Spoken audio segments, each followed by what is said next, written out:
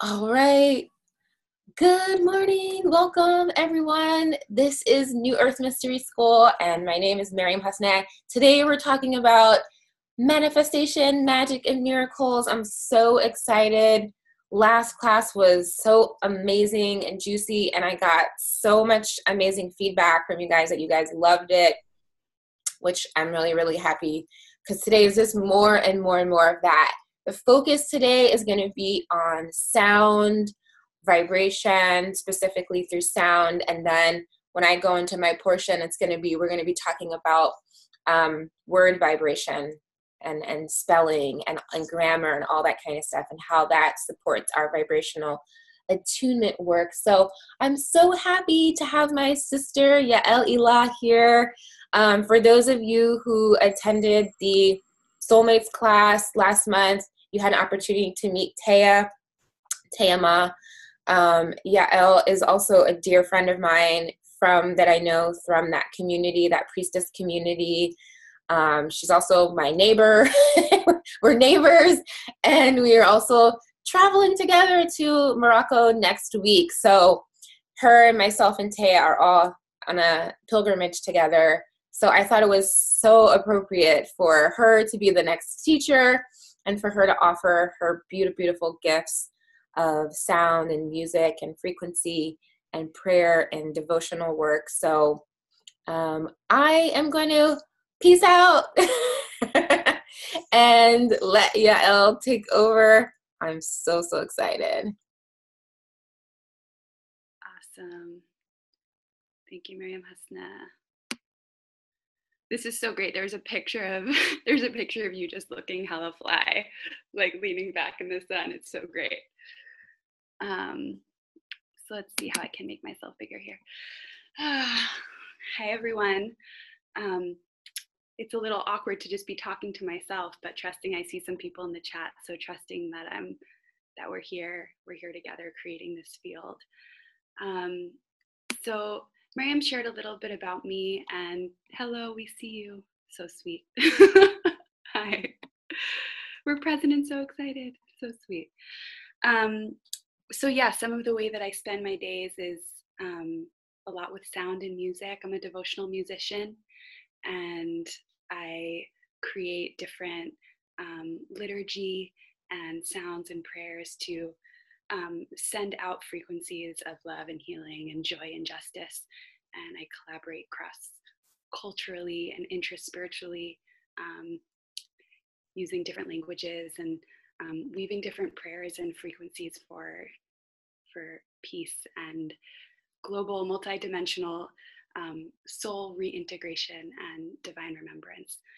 So that's kind of at the core of my work, and I do that in a number of different contexts. I do sound healings, and I lead prayer, and I recently started actually holding healing music circles in elder care facilities for elders with Alzheimer's and dementia. So really my passion is using art as a creative pathway for remembrance and connection and cultural repair and ancestral reverence and remembrance. So that's part of who I am and what inspires me and why I'm here on this planet at this time. And I feel just so blessed to be here with this circle, doing this important work of what it means to step into being alive at this potent time on Earth. So if you will, I invite you to just get comfortable in yourself and in your body. And we're going to do some practical things. And this is a way I'm just going to offer some tools, some things that I've learned through my journey. I've been singing since I'm a little human. Always. I actually found journals of mine from when I first started writing, and I used to have dreams of singing with the angels. And then went through my journey, of being a teenager in this culture and all the different social conditioning that tells us that our voices are wrong, and just all of the many layers. And through my own journey of reclaiming my health and my vitality and my essence, came back to just remembering that, and remembering that I'm here to sing and I'm here to make music. And also that that's not a special thing, right? Like we all have access to music. Scientists are continuing to discover what the mystics have always known, which is that sound was the first instrument. We've been making sound. It's our primordial birthright to connect with and commune with and shape consciousness through our sound. So sometimes like I look at Beyonce and I'm like, wow, Beyonce, like you're so amazing. You're like, she's clearly a queen doing her, right? And like, yes to Beyonce, and yes to people having particular like artist destinies, and also just remembering like reclaiming our power about singing and voice a little bit. So just wanting to share that. And so these are just, I'm going to guide you through a few practices of connecting to voice and sound within ourselves as a way to just return to what Miriam's calling home frequency. And it's a way to, if we're maybe not feeling in our home frequency, to return to that. And also, it's what I find with sounding is that there really isn't story. Like it's just sound, and it kind of encompasses everything. And also, when we're in story around, like if I'm feeling grief, I can sing, right? And somehow the artistic making of the thing alchemizes it. If I'm in joy, I can sing. If I'm in remembrance, I can sing. If I'm just in myself, I can sing and sound. So it's just always available, has been since time immemorial. So taking some breaths here in this moment.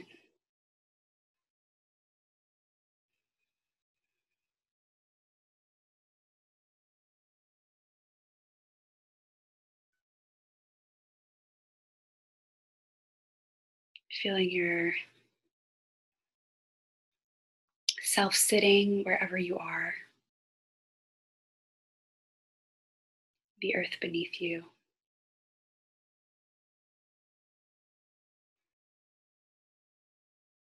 Maybe there are sounds around you. I hear some birds, that late morning, juicy awakening energy in the air.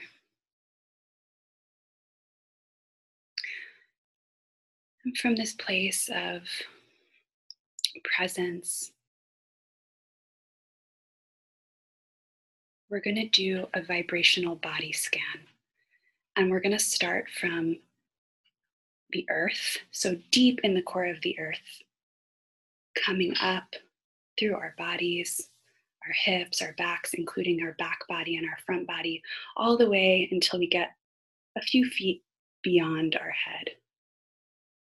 And the intention here is really just to scan our bodies and scan the different fields around us to get a vibrational sense of where we are, and just to attune with our own frequency. And we're collecting data. We're just collecting data. So you can either join me on the frequency, on the sound that I'm going to make, or find your own sound that just feels good. And sometimes when we're vibrating, which is really just like a humming sound, so just and the key here is really just turning the vibration inward rather than sending it out. So you'll land in a sound that feels authentic to you. So we're going to start again, vibrating with the core of the earth, bringing it up through our body, around, front and back, body scan up above our head.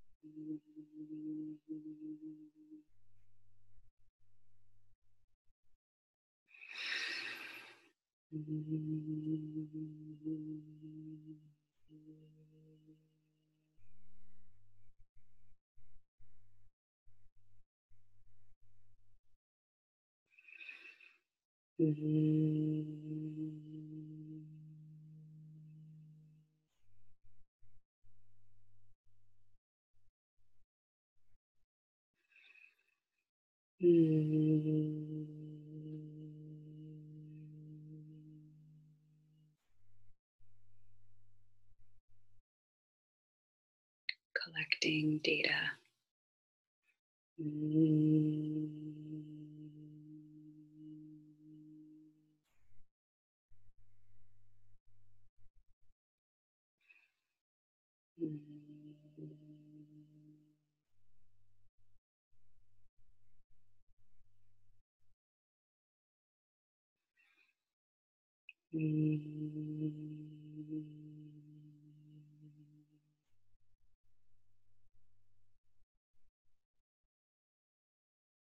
One more minute here.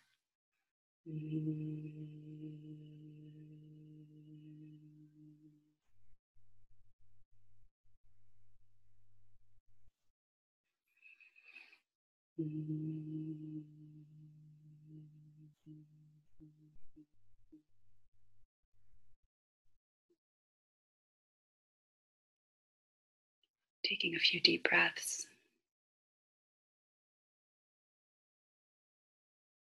Just noticing if anything's shifted in your energy, what's alive right now for you. Go ahead and we're going to make the sound shh. Just give yourself a bath with this sound all around, including your feet and your legs. Shh.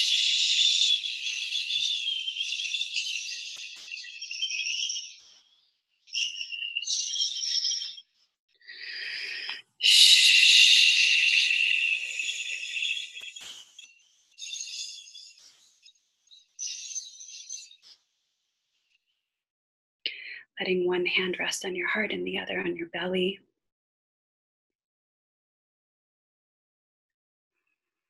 Take a deep breath in, and on the exhale, we'll make the sound and just feel that. Feel how that sound is in your being.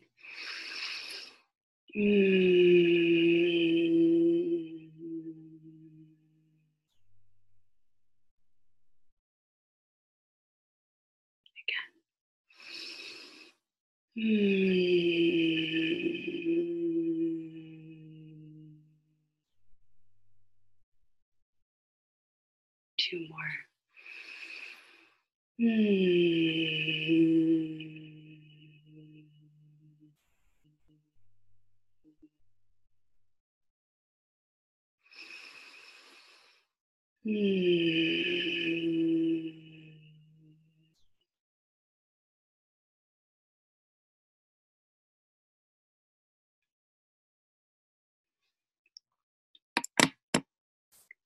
So just noticing what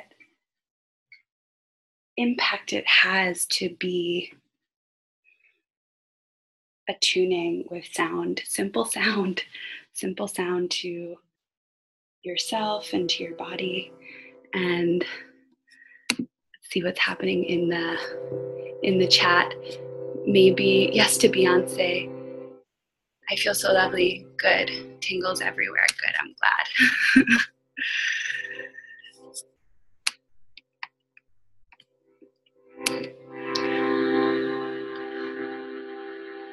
So one of the a Sufi mystic who his name is Hazrat Inayat Khan,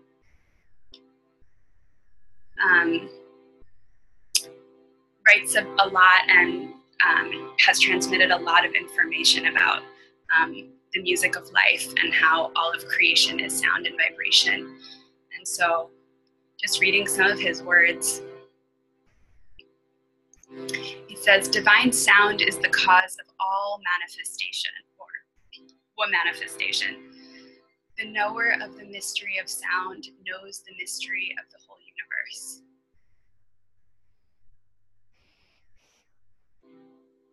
he also says, between breath and voice is where information flows.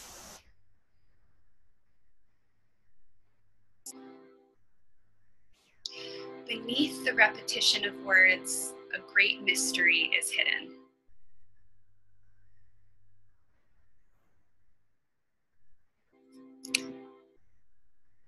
So for me, when I'm in my home frequency, I just sing all the time. So, and I find that that's actually the case for a lot of people. When we're comfortable and we feel like our authentic selves, there's often a lot of song that wants to come through. And it's the ancient medicine of sound that has the power to break through the spells of all the spells, right? Misogyny, racism, all the isms that keep us contracted for a good reason. And for many of us, it's time to no longer have that and to be singing and to be sharing our truths. So this is we're going to do another invocation, and this is to call in the archangels. And I love what Miriam Hasna shared on her last teaching about her cultural context of Sufism. And for me, my cultural context is Judaism, and I was raised in a pretty religious Jewish family, and through my life and my own journey have come to accept a more universal and mystical spirituality. And also a lot of the language I have is through the lens of ancient Hebrew practice. And so one of the primary languages that I pray in is Hebrew. And so this prayer is used across tradition, and it's a prayer to invoke the archangels. And we have Michael, or Michael, who's known as the divine messenger. So that energy of divine messages or information that we're invoking. There's Gabriel, who's divine strength, so that spirit of resilience and courage. We have Uriel, which is the divine light. Raphael, divine healing. We have Shekhinah, and Shekhinah is the kind of understood nowadays to be the divine feminine, and literally translates as the holiness of within. So the divine emanation that exists within us. So that's the translation, and the invocation I'm saying is B'Shem Ahava. So in the name of love, I call upon these energies to surround me. So I'll go through this a few times, and feel free to just receive it or engage with the sounds as is right for you.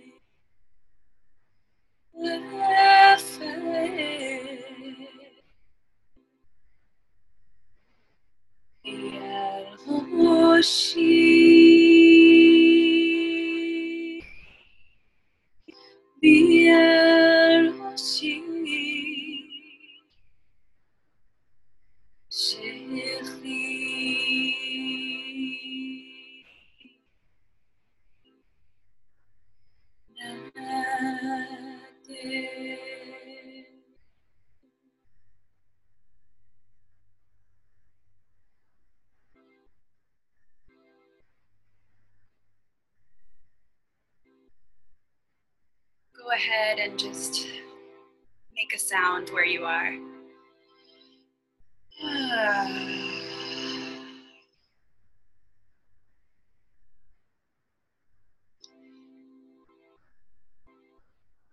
And if there's a song or a tune that wants to come through you, go ahead and sing.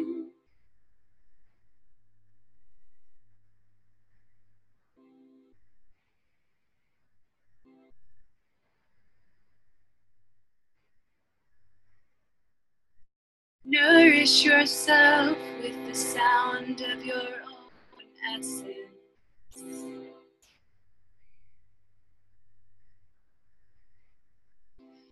We are nourished by the sounds of our own essence.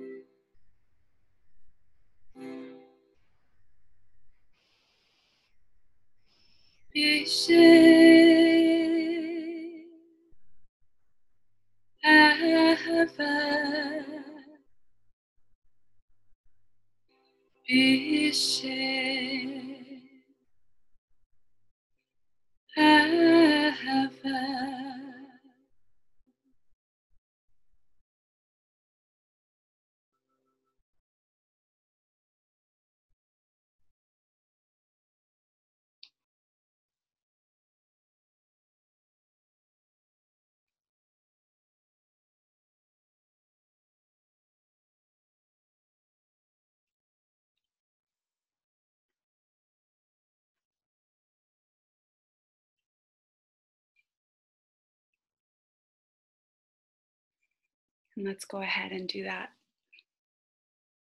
lovely sound again.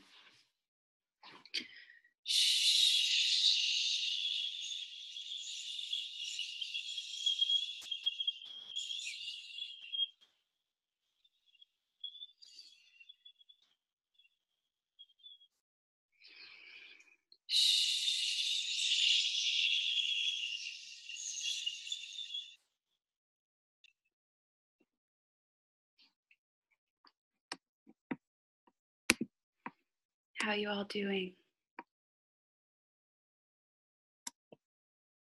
Good. We got some cats hanging out. Sweet. Good.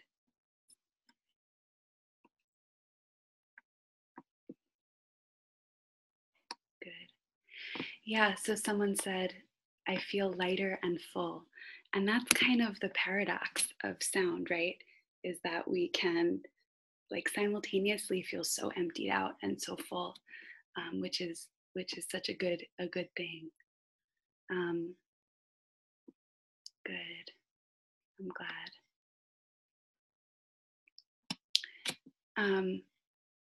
So really, I want to. Okay, great. I'm ready to go to sleep. Good. So I had a request from Miriam Hasna for a song which I want to play, and before I do, really what I don't want to talk too much because I love just giving you all sound. Maybe I'll play a little while I talk.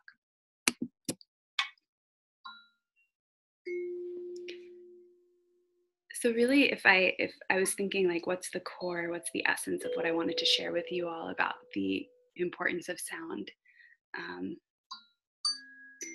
and Hazrat Inayat Khan says, instead of lamenting your fate, create your world. And I love this because for me, music and art in general, and specifically music and sound, like I said, has this ancient power of alchemy. So sometimes the soul just like there's a lot of lamenting that could want to happen, and there's a way that by putting it to music and sounding it, it kind of just alchemizes it. You know, I don't know about y'all, but sometimes like I hear some of this music that could pretend it's like talking about a breakup, you know, where it's talking about something like hella intense, but because it's in music, it like I'm left feeling inspired and uplifted, right? So music has the power to break open our hearts and then to sew our hearts back together. And at its core, it connects us to something all encompassing, something that's the big picture of what's happening that we often can't see. And also just taking it out of our own experience for a minute, I want to share a little story, which is that so I released an album of devotional music over a year ago, almost 2 years ago. And it happened to be that I manifested. I was working with 5 men in this project, and they were all like super classically trained musicians. And this was my first album, and I was just coming like a little naive, you know, just like I'm called to do this thing and to share my music with the world. And I'm an intuitive musician, so I haven't received a lot of like formal training. And here I am with these 5 men who are all extremely classically trained, and I was feeling intimidated. And I was talking to a dear person of mine about it, and she brought to my attention that it's about me and it's so not about me. That the importance of sharing our voices with the world, especially for those of us who come from groups that have been, you know, historically marginalized or told that our voices don't matter or that it's safer if we stay quiet, right? When we share our voices and when we choose to be bold and when we choose to say, right, like my voice and my music is still divine, even though I'm not this like classically trained dude, right? That's an act of cultural repair. And I would say one of the main things that I've heard in working with people over the years in terms of reclaiming our voices and connecting to our authentic sounds is people say, I don't have a good voice, or I don't know how to sing. And I just don't buy it. I just don't buy it. Like there are people respect to people who spend their lives training up, in school for the music. And it's just, this is your divine birthright, is to make sound and to make music. No one can make it like you, because you are a unique instrument in the orchestra of creation. There's no other instrument like you. You are uniquely glorious, and only you are tuned to what you are tuned to. So that's really the nectar I want to offer today, which is that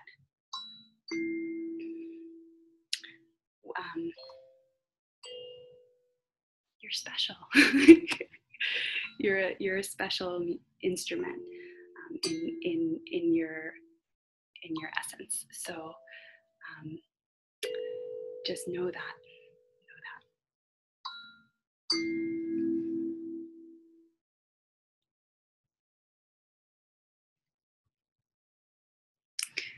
Okay, dear ones. So before I think we take some questions, I want to play this song as per Miriam's request.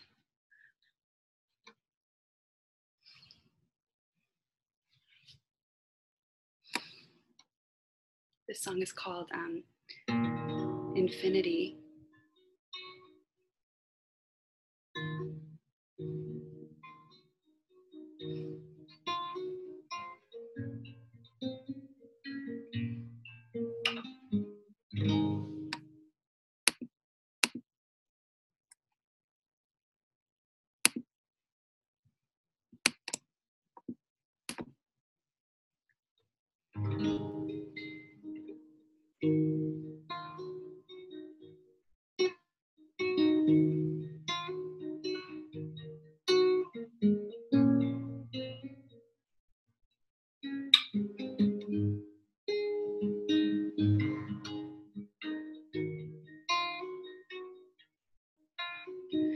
You are all there is, all there was,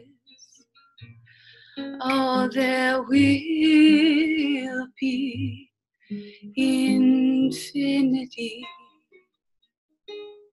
You are all there is, all there was, all there will be, infinity. Eres todo lo que hay, todo lo que era, todo lo que será, eternidad. Eres todo lo que hay, todo lo que era, todo lo que será, eternidad. Haya hove, haya yehie, ehie, asher yeh. Eres todo lo que hay, todo lo que era, todo lo que será, eternidad.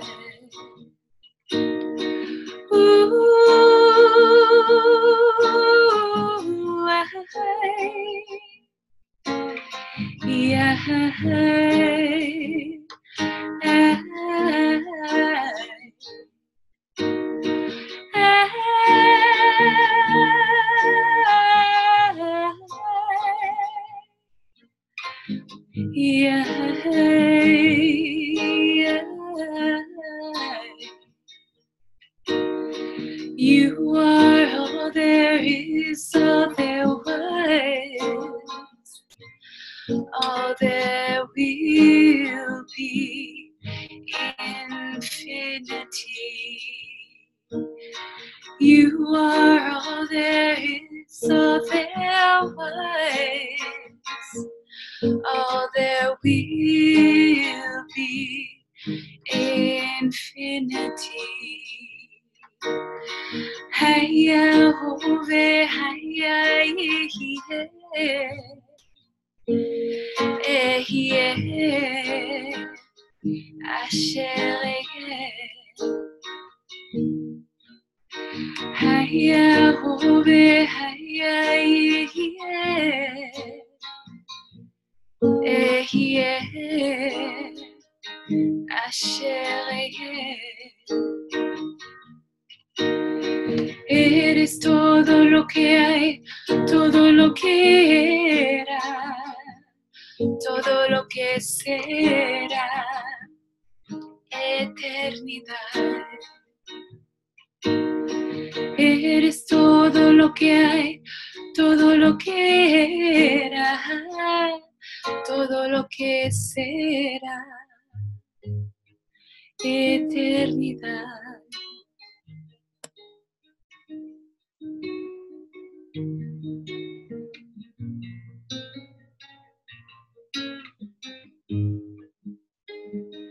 Asher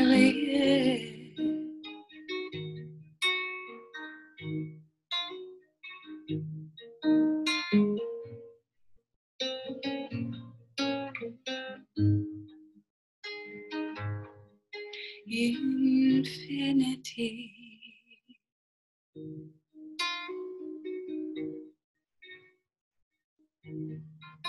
So go ahead and anchor in your being, with your breath. The Hebrew words that I was saying, Haya Hove Yehiyeh, means what was, what is, and what will be. And then Ehyeh Asher Ehyeh, I am that I am. Go ahead and just feel that vibrational essence of what was, is, and will be.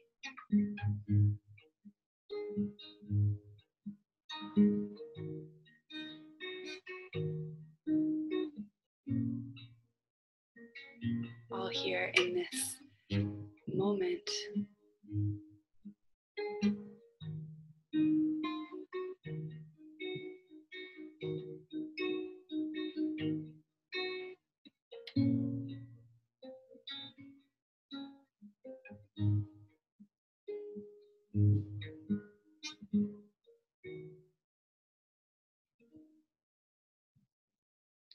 Ooh.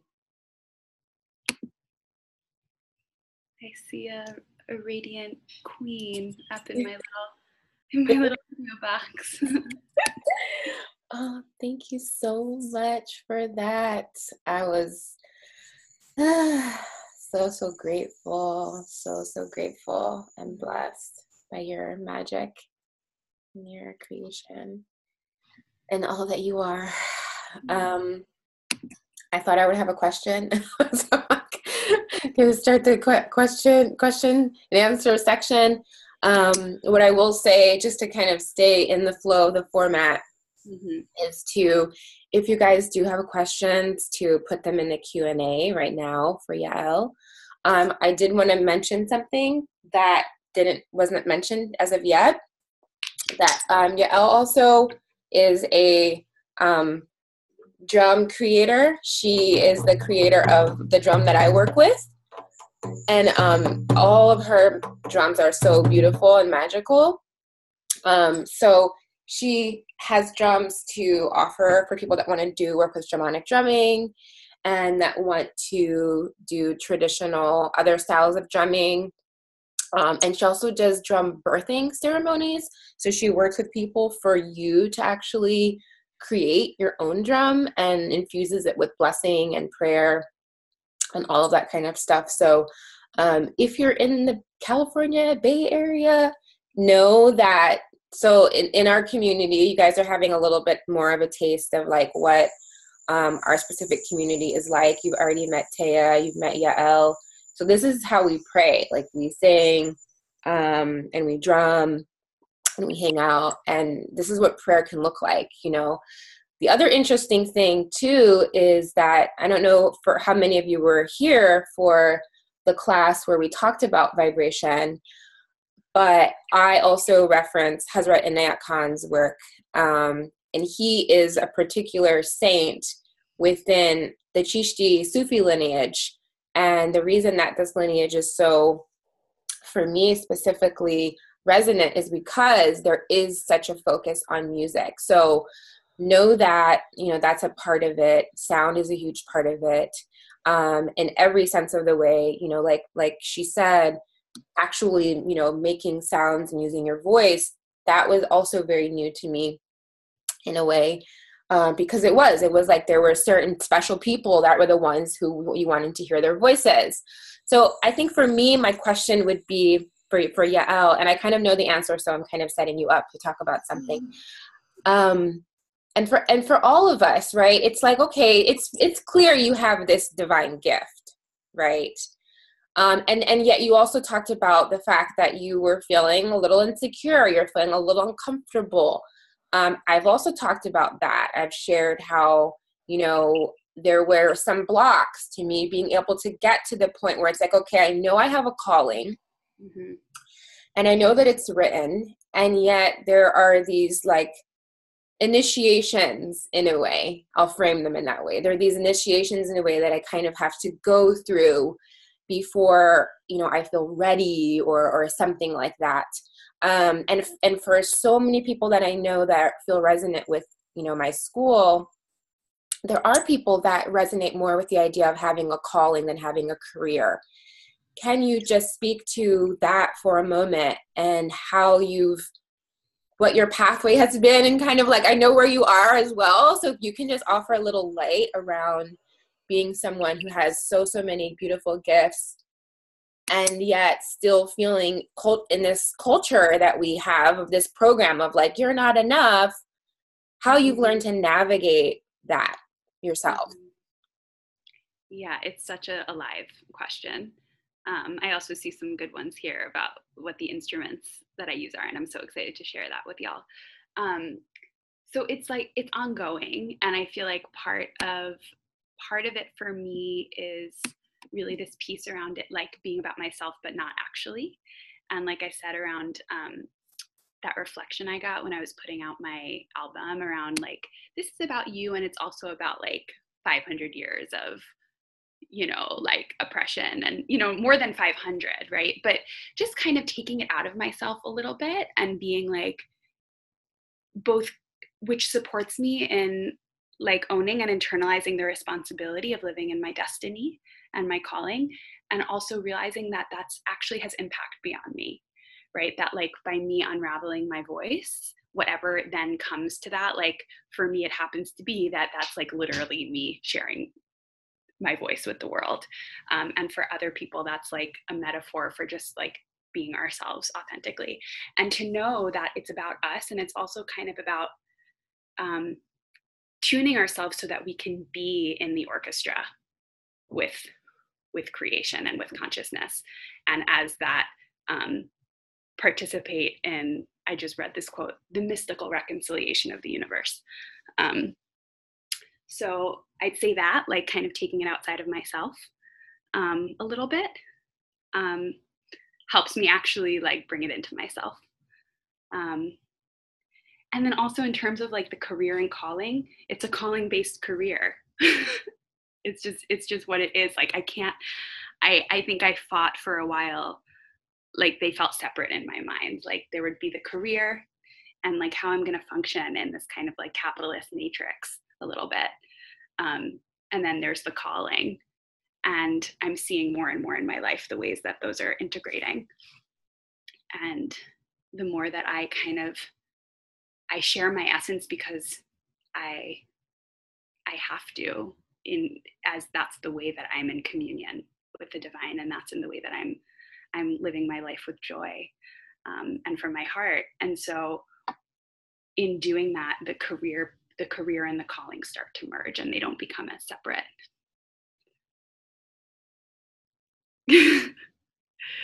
Yeah. And also one more thing is that like it's needed. Like our magic is needed during these times. And so know that. Can I answer some of these questions? Okay, cool. So I want to show y'all some of these instruments.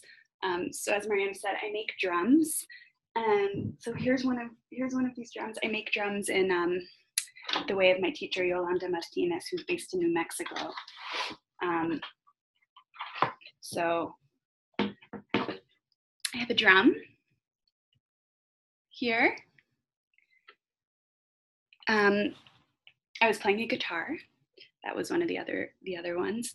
And then this is called a sansula, and it's similar to a kalimba. It's a finger piano.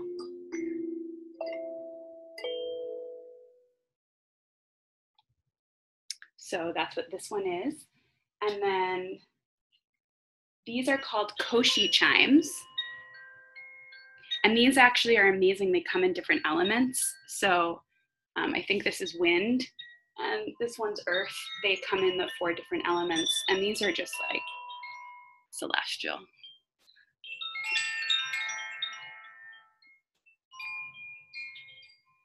The drone instrument I was using is called a shruti box. So that's S-R-U-T-I, shruti box, and it comes from India, and it's just a drone sound. And I can write these in the chat, or I can send info to Miriam.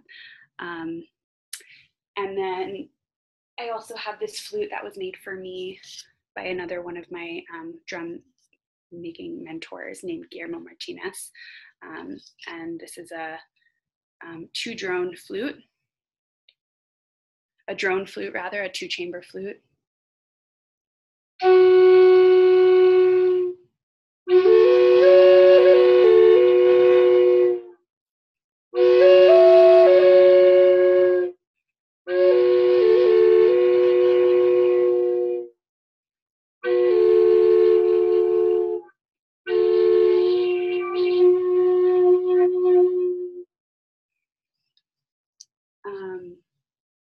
And then I also have bowls. I have all different kinds of bowls.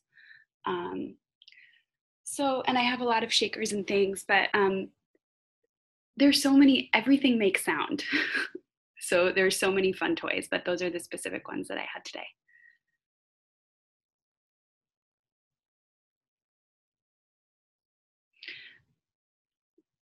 Yeah, and in terms of the invocation I was using, that's actually online on my SoundCloud, which I'll share in terms of like how to connect with me later.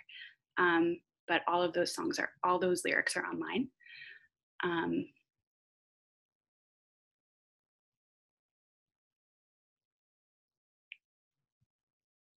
Cool.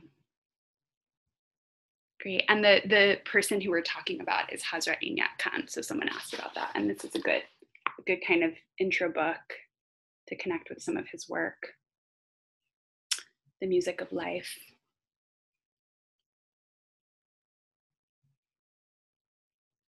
Great.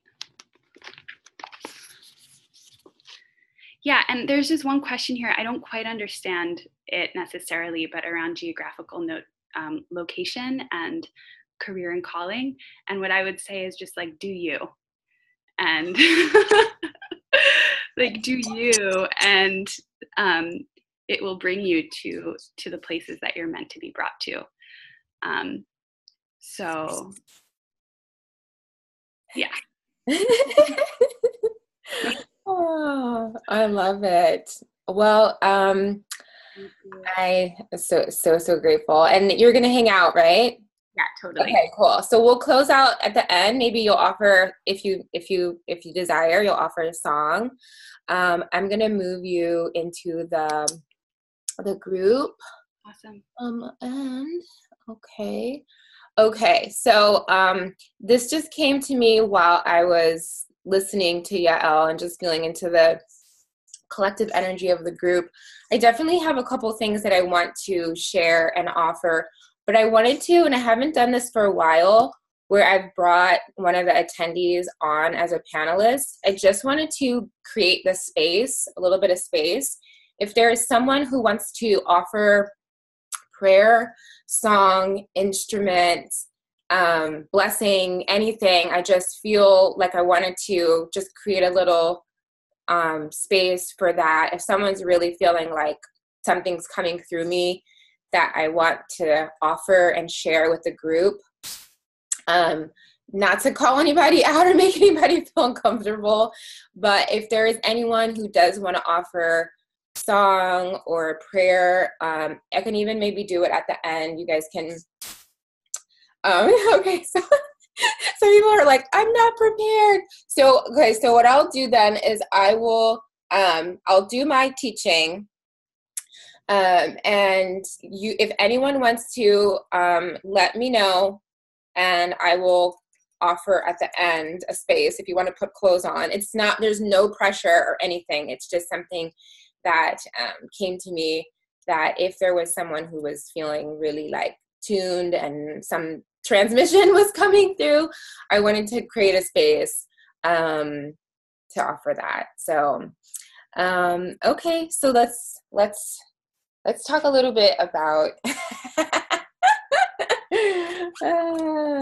let's do a little bit, and then if anyone wants to, towards the end, we can do that, as we can make that available. So, okay, let's see. Well, I feel like I still want to kind of dive into the conversation. I feel a little bit more ready now to talk. At first I was like, I don't know, I'm going to find words. What's interesting is that last night I didn't prepare at all. Like I hadn't prepared at all for this class. And all night long, everything was coming through. So I literally woke up and these are all the notes that came through from last night around what I wanted to share. And for those of you who attended last class, you know that we were talking about scriptural spells, and we were talking about words as spells, and we were talking about our ability that we have to create our reality. And so last night, what was interesting, I went out with some friends to the movies, and there was a bunch of like synchronicities that were happening right before I went out and right before I went to sleep. And then last night I had all of these epic dreams. And what was interesting about the dreams that I was having is that they were feeling very real. They weren't feeling like dreams. And Jabril, my son, earlier in the week had said something to me. He was like, Mommy, what if when we're sleeping is when we're awake? Right? And I was like, this is very real, actually. So interestingly enough, since I've been going through this hypnotherapy training and have been really like spending a lot of time in a way in sort of like these in-between states of consciousness, of the unconscious mind and the conscious mind, I really started to feel almost like the veil between it is like for me becoming really non-existent. So when I woke up this morning, I'll say, it didn't even feel right saying when I woke up, because it was almost as if like I like came back into the conscious mind, which is the thinking mind, or I came back into the 3D in a way. It felt like this is the dream. Like it was like a shift. And it was funny because I was like, okay, it's also, and when the shift that happened when I came back into the dream, meaning here, I was like, oh, that's right. In this dream, it's my birthday, right? So it was this trippy thing because I was getting all these text messages from people and it wasn't like registering because I was still like in my dream, but the real reality, right? I was in this council. And it was very much like that's just what it is. I'm part of this council. And then when I like came back into the 3D, I was like, wait a minute. It like took me a moment to snap back into the dream. And so I think that this is a big part of what's happening with what many people are talking about, like the event and all of this like shifting that's happening and how we're going to experience. And what was coming through for me was a lot of things about shifting our relationship with time and shifting our relationship between going out of the conscious mind, the thinking mind, being the mind that's leading, and this you know, it's referred to as many different things. The superconscious, the subconscious, the higher self is is leading now, is the more aware mind. And we're starting to be in this place where we're observing the conscious mind or the thinking mind, and we're hearing what it's saying, and we're just not really going with that perspective, right? If that, hopefully that makes sense. So that was trying to like put things that are ineffable into words sometimes is also really funny, because it's a feeling state. And so I did want to talk today about words as frequency carriers, because, and the other thing, I'll tell you one of my other dreams, there was 4. One of my other dreams, but again, it wasn't a dream. It was like this in-between awake and dream thing. My son's best friend's birthday is my same birthday. So he gets very excited every year. He's had the same best friend since kindergarten. He gets very excited every year when it's, this year's birthday, right? So he's going over for a sleepover. So when he's away, our cat, cries for him. So she was crying at my door last night when I was sleeping, and my body was so physically tired. And because I was in the sleep, in between awake and asleep state, my super conscious mind, my real aware mind was like, just come in, right? Like my real aware mind didn't perceive the physical door. I was telepathically telling her, just come in. Like, we're not separated by a door. Just come in if you want to. And I was aware also that she did come in and that she did sleep next to me. So also when I woke up, when I came back into 3D, and I realized that like physically she was outside of my door, it also created this like cognitive dissonance, because I was like, well, she was with me all night, right? So again, there is this sort of like melting away of the veil, where in my aware state, I was aware that I could communicate with her telepathically. I was aware that her spirit could come in here, could come and be with me, and there was no separation. It didn't matter that she was in a physical body. Her consciousness could be with me. And all of that was just a known thing. Of course, when I, again, I'm saying waking back up, when I became back in the body, right, I lose some of that lucidity. And I start to question, like, oh, that was just a dream, or that. But I'm like, no, that was, I know that. I felt that. I felt that she was with me. And another thing that I felt was interesting is that when she was with me, is that her spirit was a lot bigger than her little cat body. But it made sense.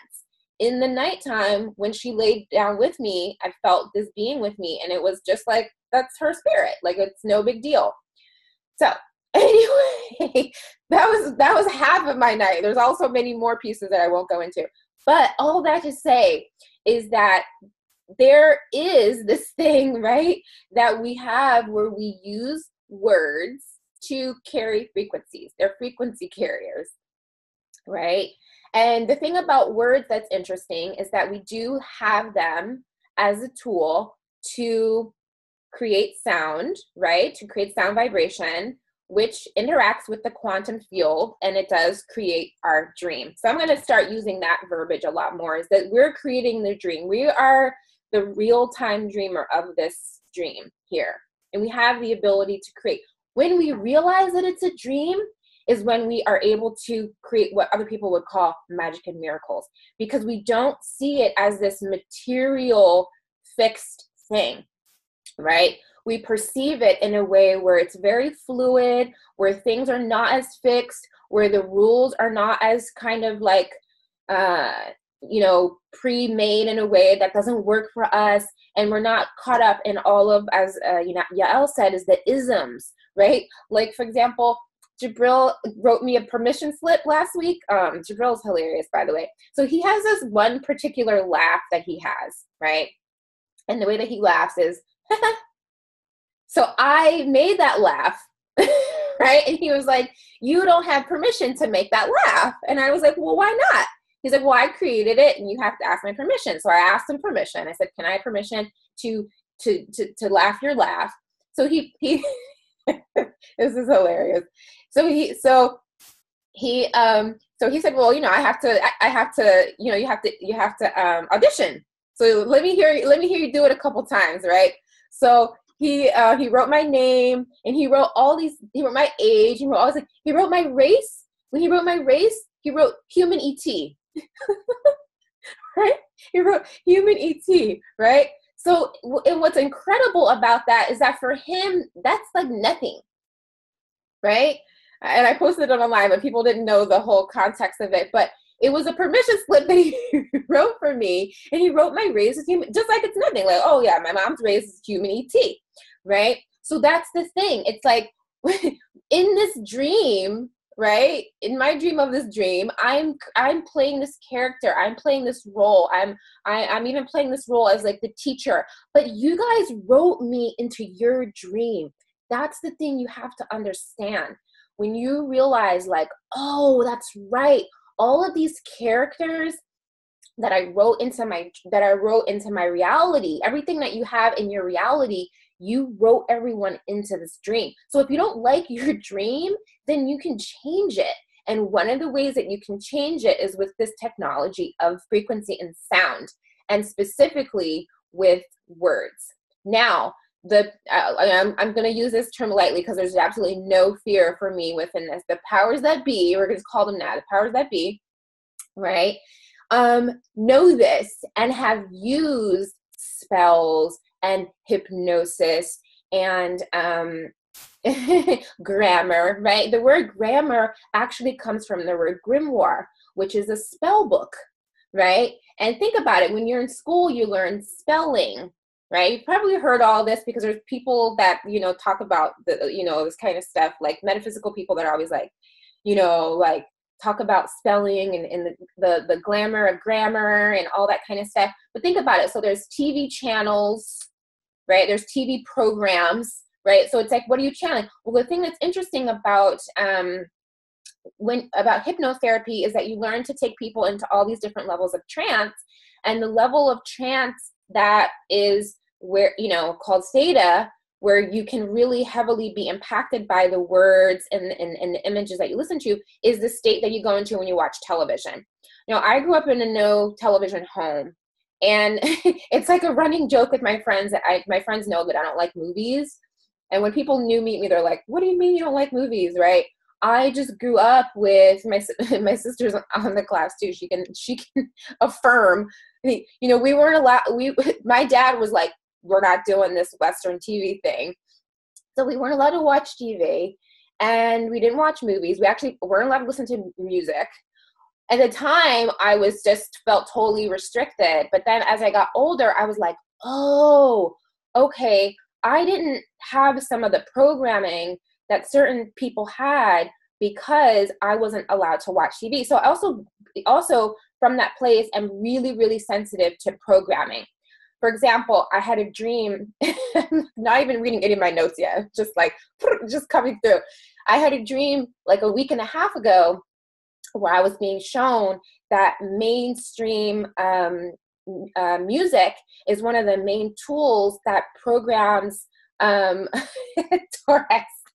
Trust me, Janelle gives it to me all the time. My best friend is actually like in film, so she appreciates my point of view, and I appreciate her point of view. And however, like for example, last night we went to watch A Wrinkle in Time, and there was, I don't know, I'm not going to do any ruins of anyone who hasn't seen it, but at the end there was a part where there was like a romantic scene, and literally when the music came on, I started cracking up laughing. Like I was like, I was like, I can't. Like, it was just one of those things where I was like, this is so corny and it's not real, right? Like I was like, it's just not reality. Like, but yet this is what perpetuates toxic romance culture. And this is what perpetuates people literally like arguing with me online when I say, you don't have one soulmate. Yes, you do. You have one soulmate, and it's very rare that you meet them, and da-da-da-da-da. And I'm like, you guys, this is not rom-com movie. Like, you guys really sipped the Kool-Aid and you bought into it and you believe that it's like that, and it's not, right? So again, one of the things is for me is that I don't really relate to like the romance culture that is in like Western society so much, because I guess I wasn't exposed to the programming so heavily.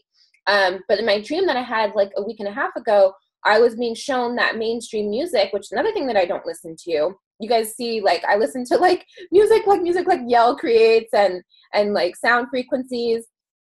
But in mainstream music is one of the main tools that's being used to program women to believe that in romantic relationships, the men have the advantage, right?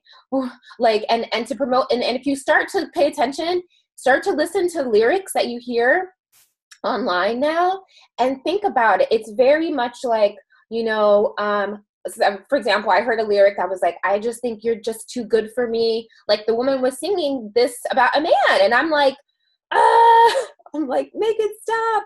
But there's so much of those kind of messages that create this running program through the use of putting the brain in the theta brainwave state and then putting words in. So all that to say that the same technology that the powers that be have used to program us in a way that is not in our power, we're going to use those same modalities to program us in a way that we're going to be in tune with our home frequency, we're going to be in tune with our empowerment, with our divine remembrance, and we're going to be taking those things back through working with sounds that are more resonant, through working with words that are more light language, and through understanding about the different brainwave states. So I'm going to go into some of that now a little bit, right?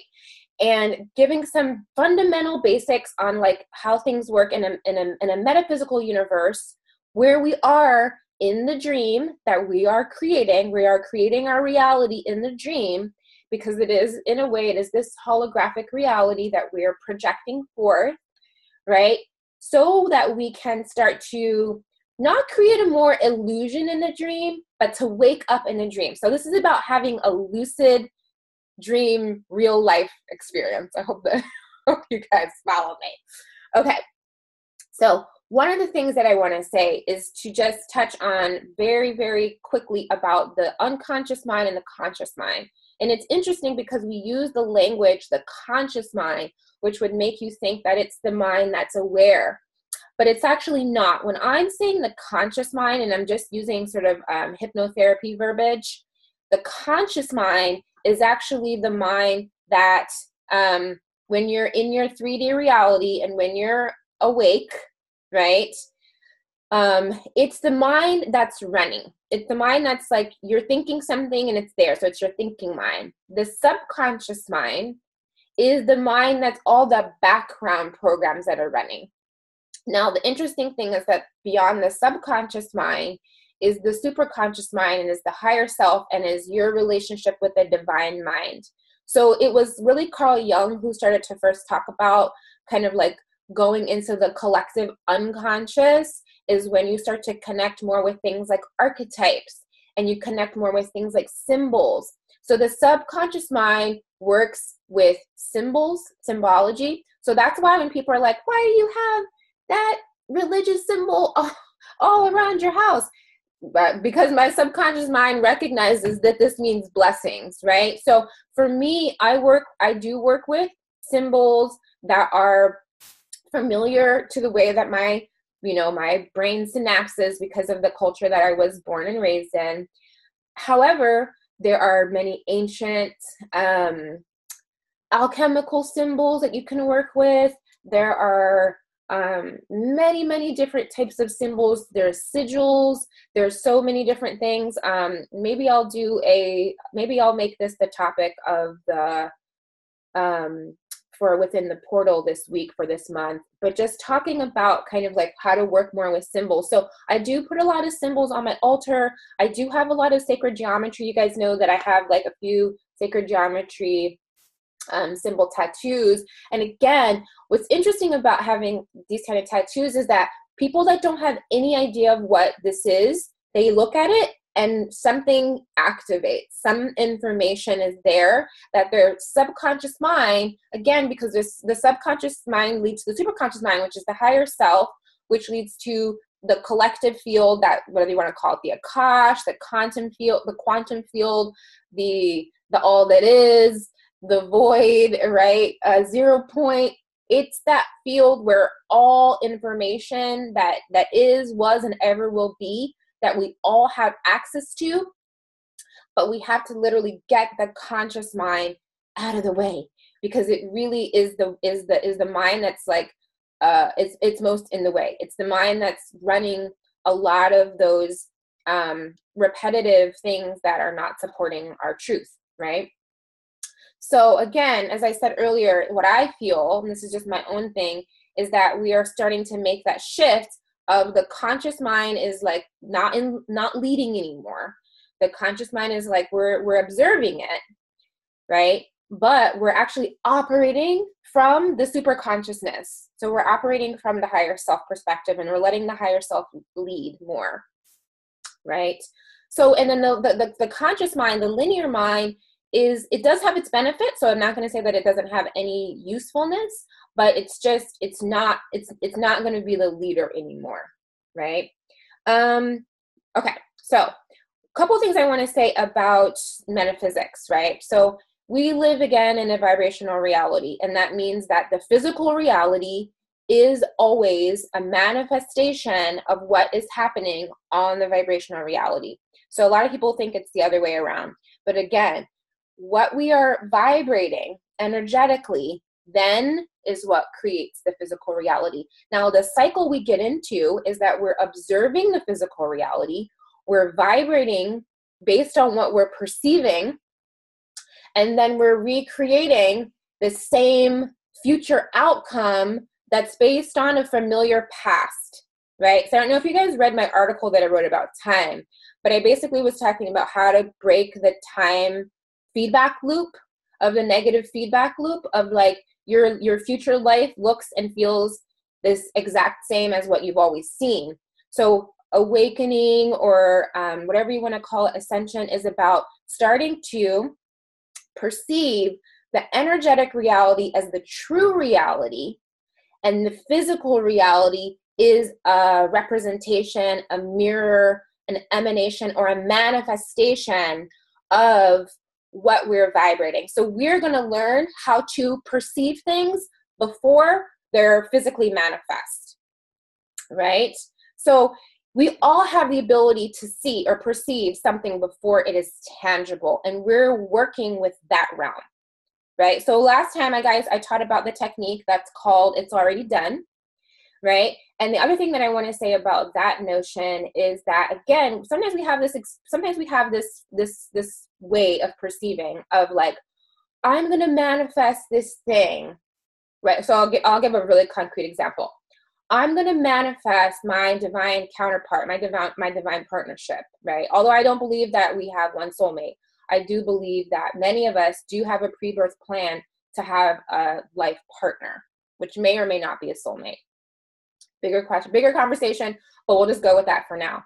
So we often have this perception that once I believe that I deserve it, right? Once I believe I deserve this relationship, then it will manifest, right? So that's one way of work with manifestation, and it does work, because then you're like, I deserve this loving relationship, or I deserve da-da-da, right? And you affirm what you feel It's Already Done technique that I taught was about, again, recognizing you're not separate from it. It's not outside of you. It's not this thing that one day you're going to get it. You're it. That's the shift. The upgrade, if you want the upgrade is you're it. You're already it. What does that mean? That means that the higher self part of you, a whole vision, the whole plan, it's already now. It's all happening now. Even though you're not experiencing it in the physical reality. That's the distortion. The distortion is like, what I'm experiencing in the physical reality is the present moment. That's not what the present moment is. The present moment is everything that was, is, and ever will be. That is the eternal now. So in that way, you're already in that relationship, right? So what that does is that actually transforms the physical representation, which is the last part of the manifestation. And the metaphor I like to use is, think about when you're pregnant, right? Think about when you're giving birth. The baby isn't just born when the baby comes out of the belly, right? Everything leading up into is also the manifestation.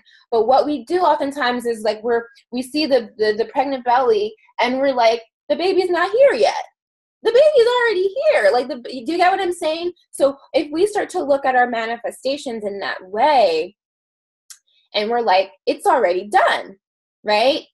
Then we have access to, in the physical 3D reality, what other people would call magic and miracles, right? So it's knowing it's already done, knowing you're already you already won with it, there's no separation, and knowing that the experience of it in the physical reality is going to show up in divine timing, right? So we talked about all that last class. This is kind of just a review, right? So again, it's not about worthiness, it's not about deserving, it's not about earning, and it's not about hardworking. So we already cleared that program out. Now, sometimes we want to talk about why hasn't it shown up in the physical reality. So you feel it, you know you're there, right? You're vibrating, right? But why hasn't it shown up in the physical reality? And there are a couple of different reasons. You can be blocking it, right? You can be in a place of negative emotion. And the thing about negative emotion that I want to say is that we also need to let go of judging negative emotion, because negative emotion is just information. I love what Yael said, is we're just gathering information, we're just gathering data, right? So from the higher self perspective, let's say you make a mistake. I'm going to use that word term loosely. You get into a wrong relationship, you make a mistake, right? The conscious mind is perceiving it as wrong. You're attaching a judgment to it, and then you're perceiving it as wrong. And then what's created is a negative emotion. The reason that you feel negative emotion isn't because that thing actually happened is negative. It's because in that state, the way that you're judging it, you're actually creating a separation between you and the higher part of you. So you're actually blocking off the ability for the fullness of your source to flow through you. And that's what feels when we don't feel good, right?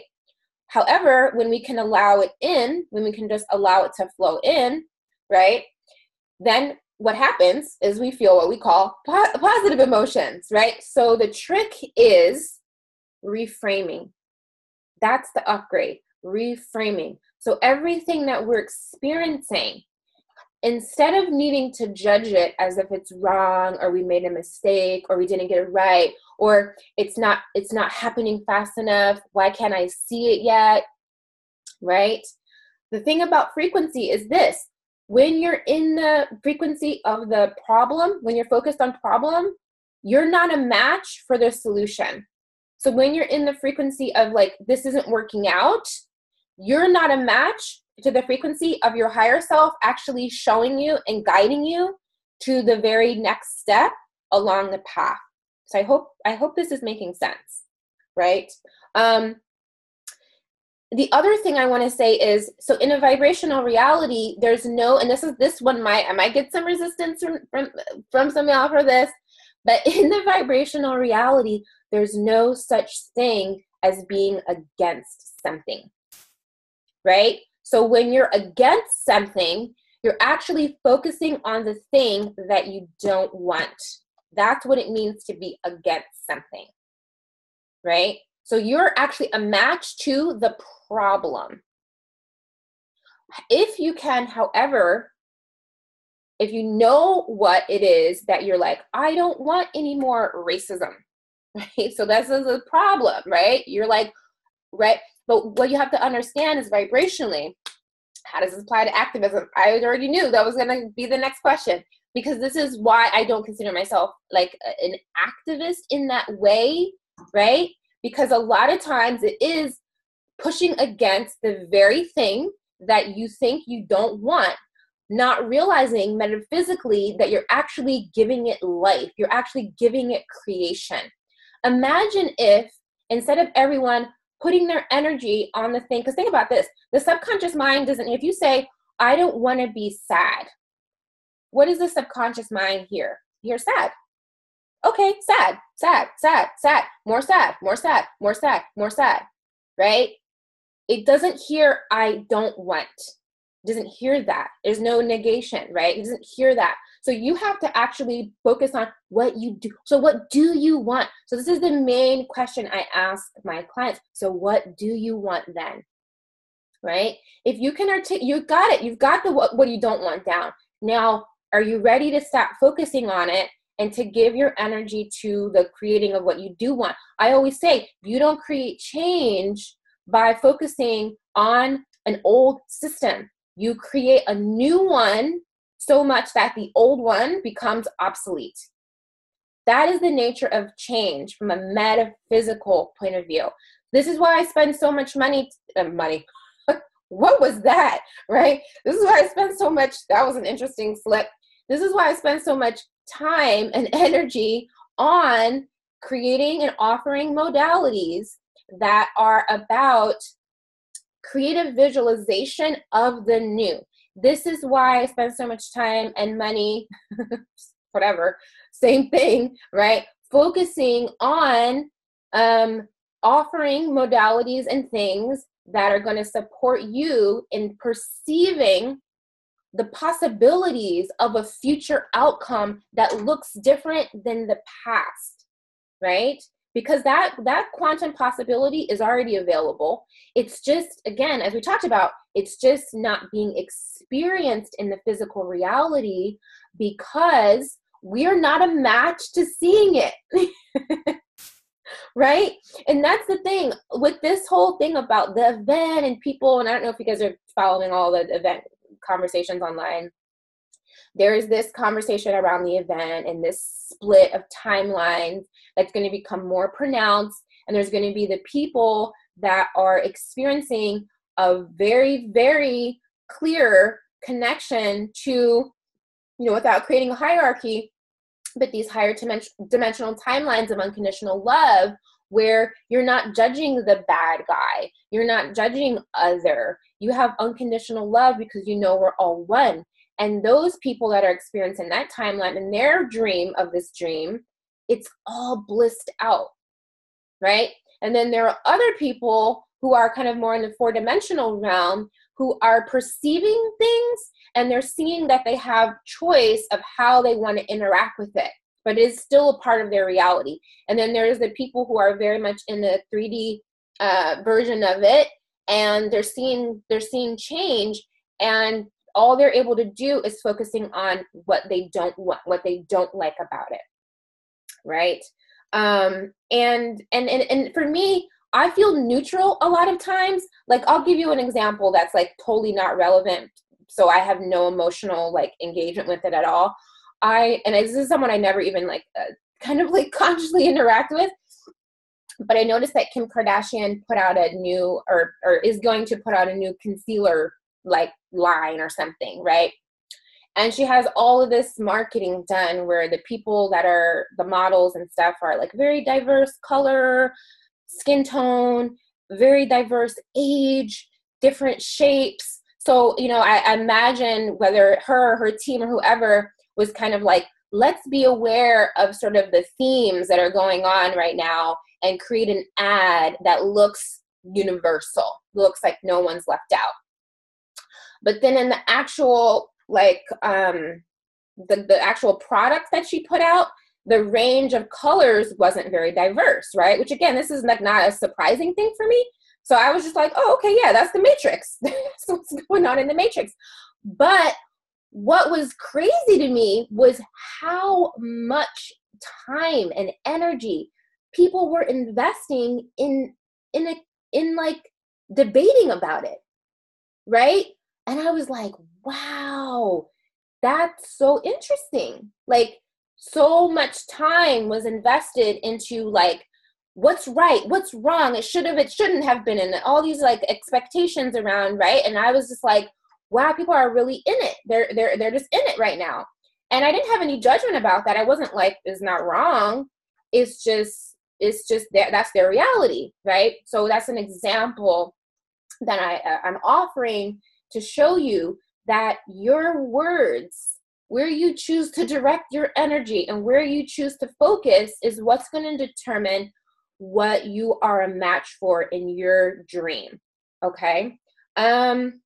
So I want to just talk a tiny bit more about the nature of how to work with, like, how to actually do more of the spelling, right? So I love that you guys kind of like have that foundation. And if you haven't already, how to raise your vibration, I talk a lot about sound frequencies and stuff like that. But I want to talk some more about how we're going to use our words to create more of the reality that we do want. So what does that actually look like? So let's say you have an experience and it's like not fun, right? And you don't want to spiritually bypass. So when I say things like reframing or recontextualizing, it's not about spiritually bypassing. It's not about being like, that was so fun that someone was totally mean and rude to me, right? If you're not really feeling that way, it's not that. So let's just establish that clear. This isn't like love and light and I don't see any darkness, right? So we're not doing that. But what we're doing is we're actually feeling for a very honest way to interact with an experience with our words, with our intention, and how we're moving forward, right? So there was an article that I shared a couple of months ago, or I can't remember where I shared it, but I'll try to remember and post it again. And it was basically saying the science of how complaining or venting actually does not help you work through any of the issues that you have, which I thought was really interesting. I think I might have mentioned it actually in class. So this thing about like venting, right? We think that we feel better when we like get it out or vent. We're not actually getting it out. I did talk about this actually in Emotional Alchemy. So I actually was saying that when there's this thing where you're talking about something and you're actually keeping it active as an emotional charge in your body.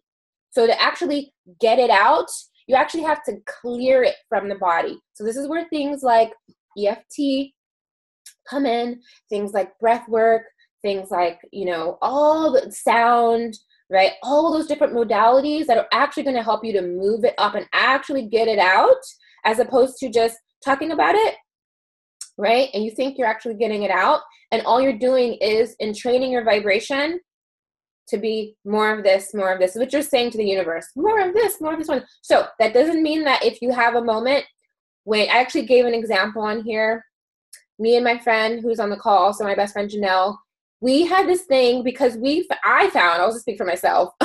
I found that there was this one particular topic that I could not stop rehashing. And I would feel it. I'd be like, I can't believe I just sat there and complained about that situation again for another 10 minutes. So we came up with this command that was called for good, right? So what we meant by that was when we would, so it wouldn't be a thing where she would say, hey, you don't want to keep talking about that because you're going to keep activating it, right? Because you can feel the sort of like the self-judgment that's going to come up when you have that. So this is a way for us to be like really kind, and also at the same time to kind of remind the person you're starting to vibrate more in that direction of where you don't want to go, and this thing is already done. The experience is actually done, but you're reliving it by keeping it alive, by continuing to talk about it in this way. So we would be like, for good. We would just say, for good. What that means is like, we're letting it go for good. And that was such a helpful tool for the both of us. It's kind of like accountability partners, when one or the other would start to kind of go in a tangent. And it would be kind of unconscious, right? Just find yourself talking about the same person or the same situation. And we would just say like, for good. And then that would click and I'd be like, oh, that's right. This is already done. I've already said everything I need to say about this. Now it's time to clear it. So that was one command that we put in place. Now, in general, I also talked a little bit last time about how in my tradition, we have many, many things that we say in Arabic throughout the day, many, many times a day, that are little invocations or commands that we have that are a way to remember, right? And one of the things I want to say, because people were asking me like, well, what do you feel is the distinction between magic and miracles, right? And we won't get into a whole big thing about like what is magic and what is miracles, and is magic really part of this or is it not, or anything, right? What I'll say for me is this. I feel that the difference for me, and everyone's different, that when I am working with the understanding that all of the power that I am calling in to create miracle, all of the power that I'm calling in to create the magic is from the divine. It's greater than me. Again, what Yael said is about me, but it's not about me. Sure, am I a conduit for it? Absolutely. But it's also because I know that it's not about me. And that's the thing. So when you're calling in, right? So when I called in, for example, the resources or the support to be able to do the school, in a way, I was like, it's about me because I need this space, right? But then I'm like, as every day it grows, I'm like, this is so much beyond just about me. This is about community, and this is about like so many other things, right? So that's the way that I perceive kind of miracles, is, again, it's this understanding that we would say, La hawla wa la quwwata illa billah. Everything, all power belongs to the creator, right? So the difference for me is that what I see sometimes with magical practitioners is that people think that the power is like about them, or, and again, this is not a judgment, this is just where my distinction is drawn. They think that they're going to call on a certain spirit or a certain being, and they're going to work with different, what I call different entities, energies, or whatever. For me, it's direct source. That's it. That's the distinction, I think, for me. And that's what works for me. And that's what has allowed me to create, or be a channel for miracles. So I also mentioned that, I work heavily with the divine, the 99 names of the divine. And there's so many other things. Another one that we say Avallah, right? When you say Avallah, it means it's from the divine. So for example, if let's say a glass broke, right? That it's a command in a way in that moment, that instead of kind of like, instead of lamenting, right? As Yael said, you're like, it's from the divine. What that means is that I don't know why that needs to happen. Right? There's that old Buddha story of like, who knows what's good or bad, right? I'm sure many of you have heard it, but I'll just repeat it anyway. Where there was a man who had a horse, and the horse ran away, and the neighbors were like, "Oh, we're so sorry, your horse ran away." And he says, who knows what's good or bad, right? And for me, that would be Avallah, is from the divine, right? So then, the next thing that happens, the horse came back with like many, many other horses, right? And the neighbors were like, wow, that's so great. That's awesome. And the guy again is like, Avallah, right? Like, who knows? I don't know, right? It's beyond me. And then his horse rides his son rides one of the horses and breaks his leg. And the neighbors are like, whoa, oh, we're so sorry. Your son broke his leg. And the farmer's like, Avallah. I'm changing it to like the Sufi version, but it's like Avallah, right? It's from the divine. Who knows, right?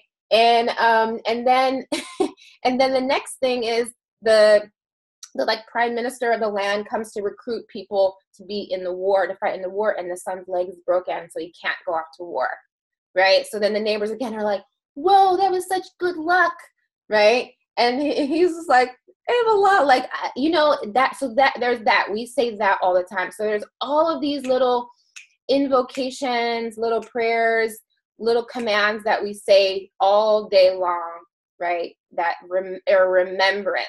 So for me, I find that to be, again, just a reminder of that. There is a greater source that I'm not separate from. It's not like God's outside of me and I'm this little peon, which is like kind of in a way what I believed for so long, right?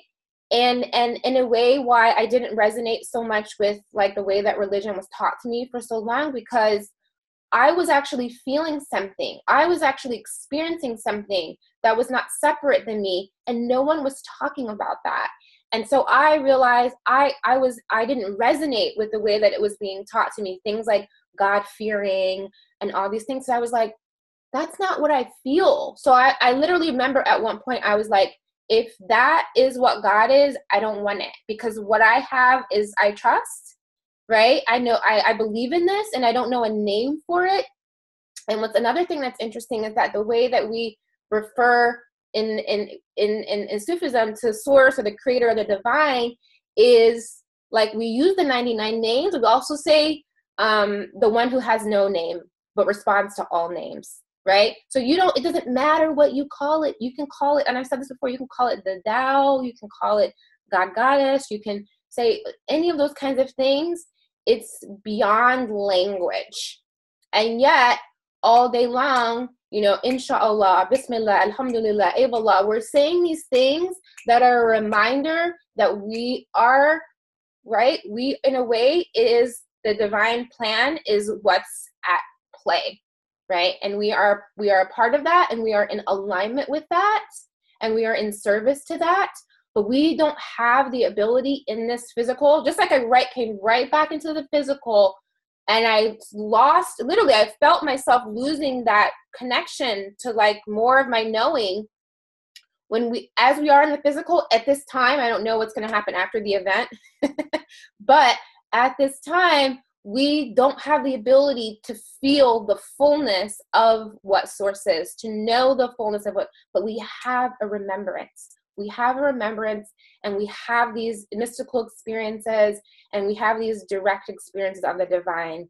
And we can use sound and prayer and drumming and whirling, dancing. We're going to next month, we're going to do Middle Eastern belly dancing. We're going to be talking about the sacral chakra. So we can use all of these technologies as a way to bring more of that energy into the body, because we are not separate from it, right?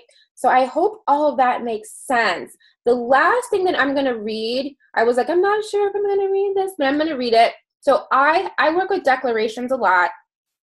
And I think that for me, I found that it was powerful at some point to actually write a declaration of who I am, to remember who I am. Because as I was saying earlier to my friend, the dream is really fun when you remember who you are, when you know who you are, when you know you're the dreamer of this dream, right? And a lot of people will talk about like the video game and programs and the codes and all that. And I'm like, I love all that. I love all that verbiage of the video game, and I use it. But at the same time, I'm also like, but I'm the one that created the video game. I'm the programmer, right? So if anything, it's like I'm writing someone into the program to just remind me of who I am. I'm writing me into the program to wake me up and remember who I am.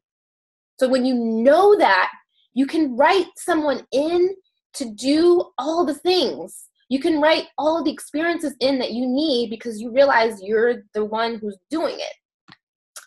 Okay, so I wrote this declaration, and I've only shared it with a couple of my close sisters, and I've shared it at Kohenet before, but I'm going to read it to you guys. And I wrote this, and this is an example of a declaration that I would write, and it would be something that I would read, let's say, for 30 days. And it would be like almost in a way, an invocation of just like entraining my energy field, not focusing on what I don't want, right? Not focusing on like, I'm going to get rid of fear and do all that, right? That work is super important, and I've talked about shadow work. But for me right now, where I'm at, what resonates with me is really letting my vibration do its own thing, right? Because I've done so much of the cleaning up work, and being clear on who I am, and declaring and commanding and intending and praying with my words, with my word frequency, what I want this experience to be and what I know it can be and what it is ultimately my destiny to be. So I'm going to read this. It's called Cosmic Creatrix Declaration. And then I'm going to take some questions. I'm going to see if someone wants to offer any impromptu songs too. Okay. All right. Let's see. All right. I haven't read this in a really long time, so just bear with me. Okay. At the core of my being, there is a memory of why I came to be a part of this time-space reality. I came here not to change the world, because the world can never stop changing. I did not come here to heal, because I am already healthy, healed, whole, holy, and complete, in a perpetual state of divine perfection and unfolding. I came here to celebrate life, knowing that no matter the circumstances, that I am enough. In that stillness, at the center where there is only breath, I drop all illusions and know that I am one with my source. I am the force called life itself. I know that I am one with all that is, yet simultaneously I am a unique expression of the infinite. As I burst forth from source as my own individualized creation self, I became my own unique vibrational signature, which is the unique color and sound of my being. Every individualized fractal fragment of all that is so special, needed, and cherished that none can hold the space in the universe that is you and me. In our relationships, we are experiencing the different fragmentations of creation as archetypal energies. These different aspects of self are now reuniting and merging within us. We exist in each other. This is how love dances with itself. To the degree that I am ready, I will integrate the aspects of myself that are reflected back to me and others. And I know that in another realm, we are a united soul laughing at this idea called separation. And I know that my divine nature is generosity because I am a channel for a stream of wealth whose source is the great central sun. This is the giver of life for this part of existence. That pulse that travels through all is known as life force. Life force impulse expresses itself through each of us as flow in a unique way. I know that the divine light of the cosmos comes forth through me, that my presence illuminates the darkness. Yet that darkness is a deeply cherished point of reference, without which what we refer to as light could not be acknowledged, and thus we are one. Within my soul, I am a conduit of ancient knowledge and wisdom keeping, a keeper of sacred medicine. I am a unique idea that this universe had. Before there was a specific question that, that only I could satisfy. I am that answer. I am an ancestral prayer. Thus I know before my soul came, I was wanted and needed by all that is. Beyond this realm of time, I was never born, and I have never not existed. I could never not be enough. Every morning I wake up and I create the world and destroy it again at night. Some days I neglect to remember certain details, and I spend that day wondering where my miracles went. Immersed in the contrast, I am without even the ability to conceptualize the well-being that is my nature. Lately, however, I am learning to trust and have faith in the flow of the universe and simply allow. Surrendering is not a passive act. I allow my vibration to broadcast and trust that only the highest good will come. I am safe and all is well. There is nothing but the one. So that is let's see where the tissues are. That is my birthday prayer declaration and blessing for you all. And I hope that it resonates with you. And I'm so happy and grateful that you all wrote me into your dream of this dream. And to know and remember that we are the real-time dreamers and we can change this reality at any time for ourselves, and we can offer that joy frequency to everyone that we meet. And it's really amazing. And I'm so happy to be here. So I'm so excited. I feel so happy and grateful. I feel so full and content. And alhamdulillah, everything feels really beautiful and sweet. And I'm happy to share it with you guys. So does anyone want to offer any song or prayer? I don't want anyone to feel on the spot, but just be in the blessing field of this beautiful energy that we all are co-creating. It is so rich. Okay, so I will check into the questions to see If there's any questions for me, okay, let's see. Okay. Okay, good. I can see where you guys start.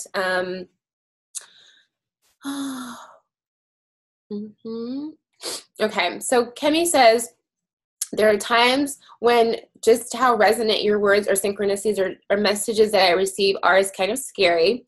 I woke up this morning the exact same way you described just now. Do you have any advice? I'm working through the fear that comes up when things align so much. Yes.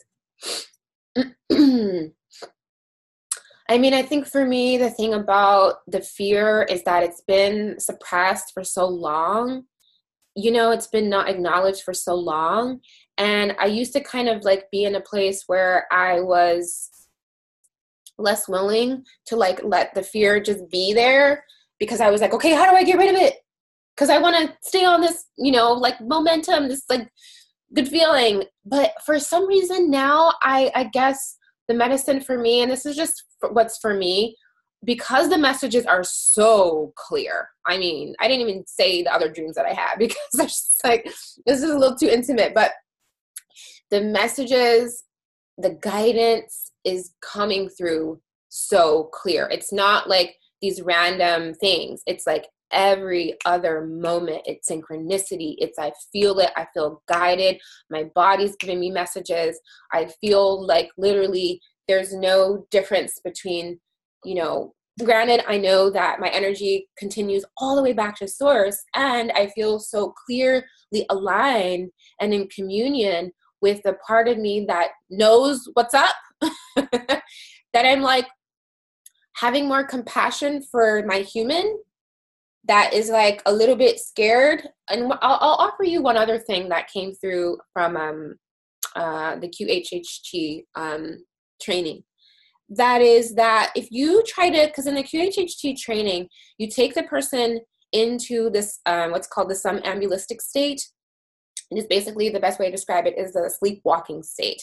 So it's a state where if like someone was sleepwalking, if someone was asleep, but they were sleepwalking, they're like, there's something conscious, but you're take them into that state. So it's beyond the theta state, it's beyond alpha, it's beyond theta, it's like kind of in beyond delta even, and it's like a trance state. Well, the thing is, for some people, what's interesting is when the conscious mind is so strong, it will come through and it will try to block, right? And I watched so many examples of that because it was part of the training. And what was being said was that the conscious mind will come in and be like, you're making that all up, or that's not true, or will literally just block the connection. And what was taught, what I thought was really wise, and it relates to everything, not just hypnotherapy, is that it's the part of you that it's afraid because it feels this force, it feels this higher aspect in a way starting to come more online, and it's intimidated, right? If you look at it like that, if you look at it like, it's kind of like, maybe call it the ego, maybe call it the inner child. It's the part of you that like you've been letting lead for so long, and it just wants to know that it's not like, it's just protecting itself, right? So just think about it like that. When you think about it like that and you're like, it's afraid, there is a part of me that's been running. It's got me in a lot of trouble, but from the source perspective, it's all good, right? But it's been the part of me that's been leading, and it's in trouble. It feels like it's in trouble. It feels like it's going to be destroyed. It's just protecting itself, right? Now, there are some people who are very, very much in the non-duality point of view that are like, the ego isn't even real, so don't even acknowledge it. I personally started to say to the ego, like, you've led for so long. Thank you for all of the experiences. It's all good, but you can relax now and just rest. And that's been the way. And then again, so what Dolores taught through the hypnotherapy sessions is just to say, okay, it's all made up. That's okay. We're just going to play along. It's just fun. We're just watching. We're just going to see what happens, right? And so it's just a way sort of to come at it with the most loving kindness and compassion, however you want to perceive it. So just acknowledging the fear. And again, the way that I always work with fear is on a more somatic level, going through and doing some EFT, some emotional clearing, and recognizing that the body mind is the part that's having the fear, because it's starting to get this message, you're not real or you don't matter, right? And it needs some soothing. That's how I would work with fear in general, right? In terms of like the specific thing that you'll say, I'll just come back to this for a moment, about like that alignment, just expect that's going to be the case all the time.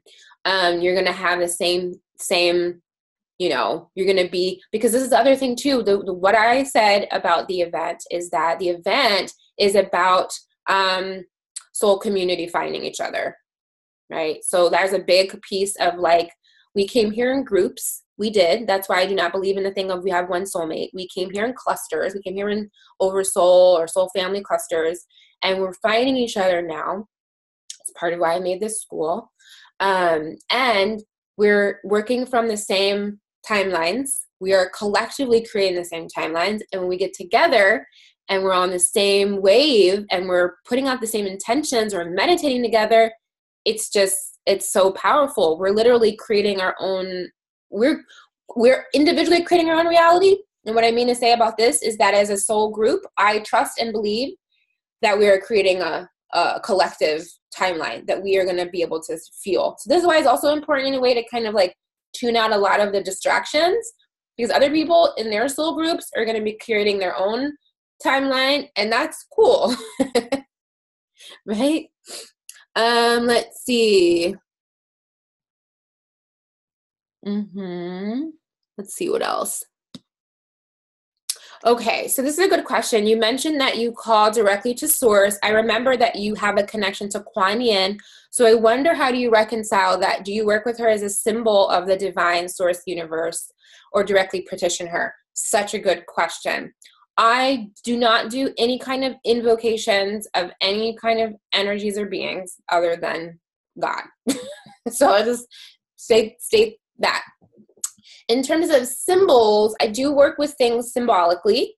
So for me, I am already aware and clear, and I've kind of talked about this, and this can kind of get kind of complicated. But if you remember in the soulmates class, I talked about the splits, the different splits from source to the different clusters, to the oversoul, to the soul. I am already aware that my oversoul energy is of Isis. I think I've talked about that before, right? So for me, Isis is like my mother in a way, of my soul, my divine mother. Now, the thing about that is I perceive Kuan Yin actually as an emanation of Isis. Like they're the same energy. That's the divine mother, right? So source, this is kind of going to get kind of complicated. Source for me actually is the feminine. And that's the thing. So it is emanations or fragmentations of that, right? Whereas for me, the creator is the masculine. They're all one. But when I connect with source, for me, it's a feminine energy, right? It's kind of complicated to try to give it words because it's both, but there's a feminine component to it that I recognize, right? So I don't really have like any imagery. I have a Kuan Yin statue in my front yard that was pre-existingly here, but I don't do like any invocations. I don't call in that energy or anything like that. So I think Taya kind of touched on this, the difference between like honoring and reverence and invoking and calling in. So I work specifically with source, and I recognize Isis as my oversoul, right? Kind of like the intermediary between me and source. So it's still me. And I work with the archangels. I work with the angels because I also am aware that there is an aspect of me that is from an angelic collective called the Seraphim. So that's specifically what I work with. Let's see. How do I feel about the event? I feel fine. I feel great. Anisha asks, can multiple soul groups share a timeline? What does it mean to unify all of consciousness in the physical realm? This is a great question. Um, can it happen? Yes. Do I feel that that is where the human conscious collective is right now at this time? I do not.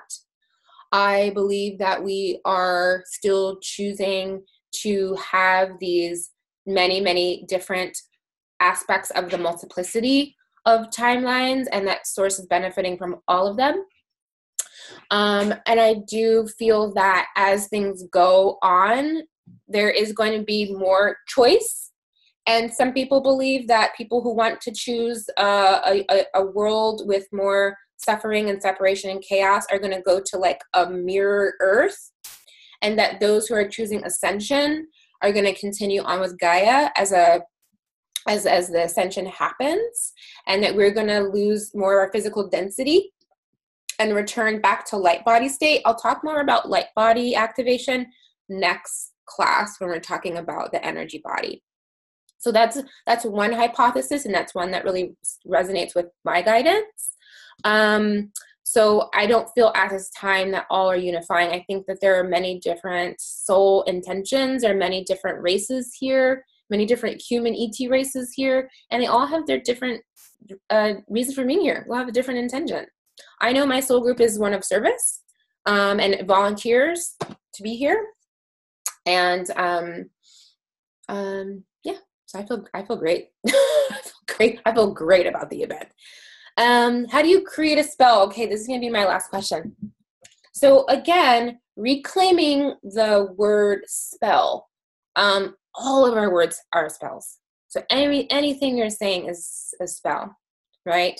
Even if you say, for example, it is what it is, that's a spell, right? For me, when I say, and you have to understand what the meanings are, the energy of them are. For me, when I say it is what it is, it's a surrender.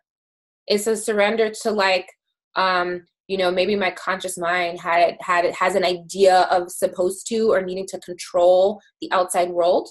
And when I come back to that, it is what it is. It's just a surrender of like, hey, Lola, like is another way to say it, right? And at the same time, traditional spell work. I create spell jars. I don't have one here with me. I did talk about this in the portal, in the resonance portal group. The way that I create a spell jar is with plant medicine and intention, things that represent, that are symbolic of, I did it, for example, I did an abundance spell. I put a $2 bill in there. I put patchouli. I put orange peels. I put all kinds of stuff. And I actually spoke words specifically around what abundance feels like for me into the jar, and then I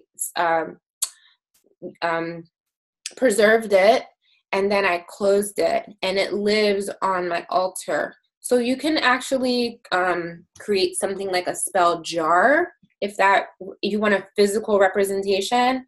But your words are spells, and that's really what I want to take away from this class, if anything, is that your words have power, your words have intention.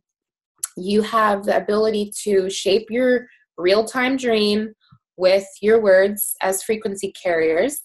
And at the end of the day, remember though that it is about the frequency. So you can be saying something and it doesn't have the power behind it because it's not pure.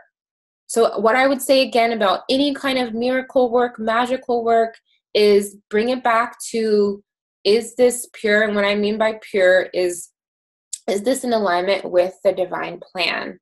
And again, you most often already know that. You already know when it is. The words are just a way to bring it into the physical. And that's the thing, right? So as you think, and what else I want to say, the last thing I want to say is writing it down is another way to really bring it into the physical. So think about etheric matter that is felt, right? It's energetic, thought form, right? And then think about sound, like think about how each thing is getting more and more and more dense into this physical reality. So you're going to talk about things as if they already are, right? So I hope that makes sense. I love you guys so much. I feel like I have so many more things I could talk about on this topic. But it's my birthday and I'm going to get started. Well, I'm going to continue with the celebrating that's been going on already. And thank you so much all for being here. I will see you all next class. Next month, we're going to be talking about the energy body and the chakra system and what's changing about the chakra system. And we're going to be talking specifically around the sacral chakra, the sacred chakras, I like to say, and sexual energy and how to work with that. And we're having my sister friend, who is a Middle Eastern belly dancer, as a guest to help us with movement medicine. So I'm going to bring Yael on and we're going to close out class. Okay. Let's see. And Yael is going to also just tell how you can find her, work with her, be with her again in other ways.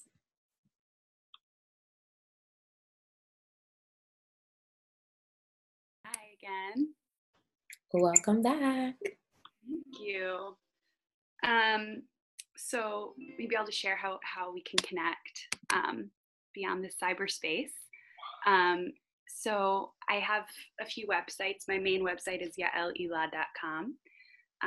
That's YAELILLAH.com. And on there there's a link to my Bandcamp page where you can find some of my music. And I also have a SoundCloud page.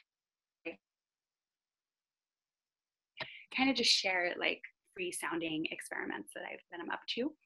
I make drums, so feel free to reach out if you want a drum. And there's still a special way to infuse it with prayer and intention, even if I make it and then mail it to you. And then, as Miriam said, if you're local in the Bay Area, we can make it together. So I guide people in drum birthing ceremonies where we co-create your drum in a sacred way. And I do sound healings, intuitive sound healings locally.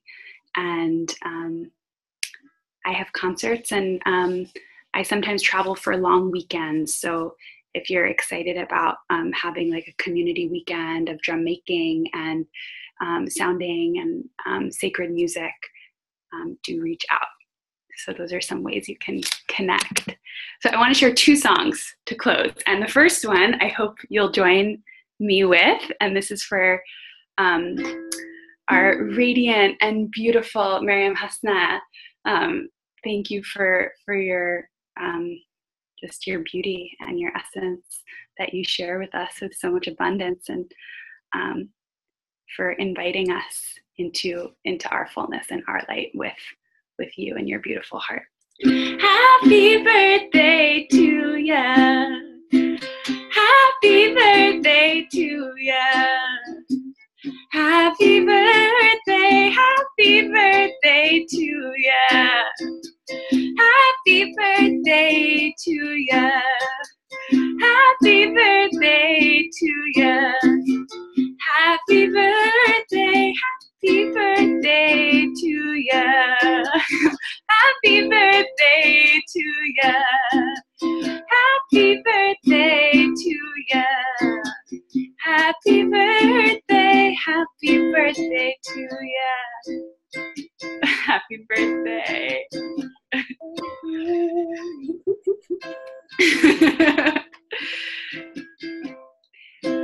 And this song, the words are quite simple. So it goes, I will tell the truth about myself, no matter how beautiful it is.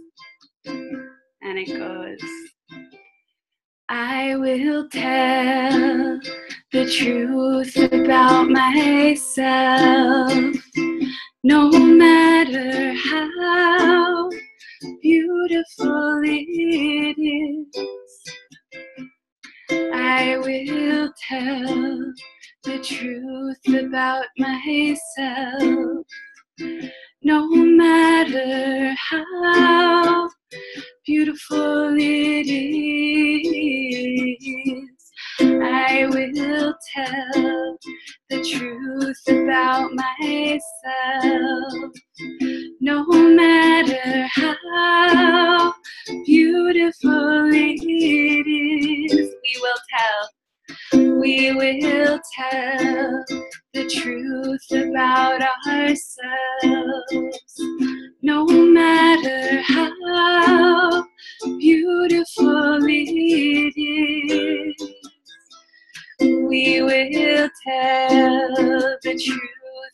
about ourselves, no matter how beautiful it is.